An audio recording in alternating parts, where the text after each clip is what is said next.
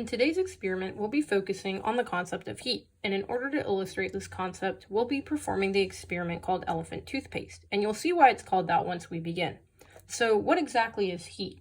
Well, heat is a form of energy an object has because of the movement of its molecules. We all know that every object on this earth is made up of a bunch of atoms which make up molecules, and the faster these atoms and molecules move, the more heat is being created. When it comes to heat reactions, there are two different types, endothermic and exothermic.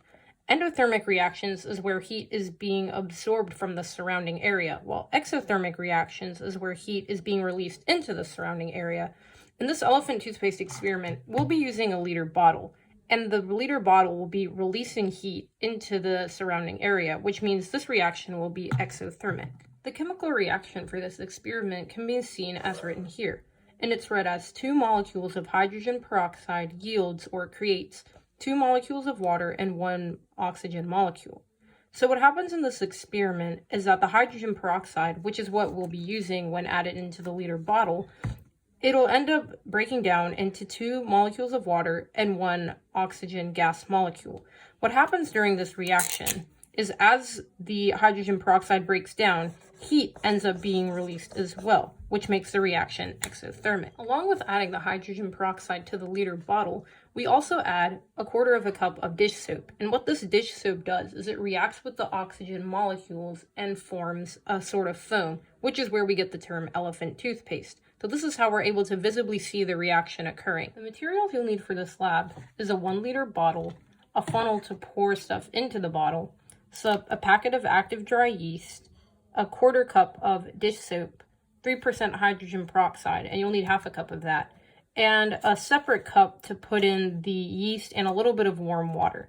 You can also add some food coloring to give your toothpaste some color. You'll also want to make sure to follow some proper lab safety by wearing lab safety goggles and disposable gloves.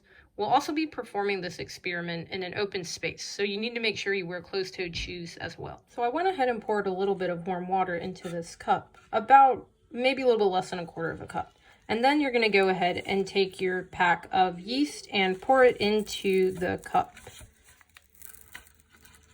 Now once you do that, you can take either a spoon or a stirring rod and start mixing it together and give it about 5 minutes to let the yeast react.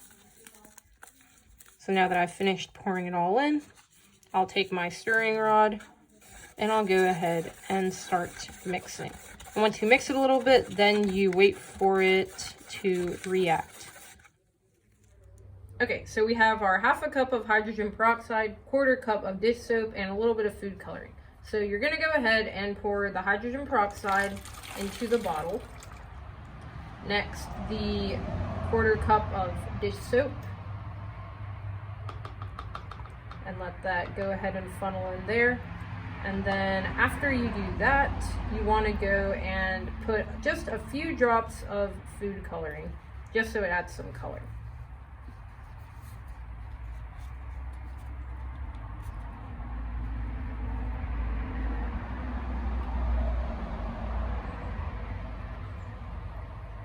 All right, and then give that a little bit of a shake.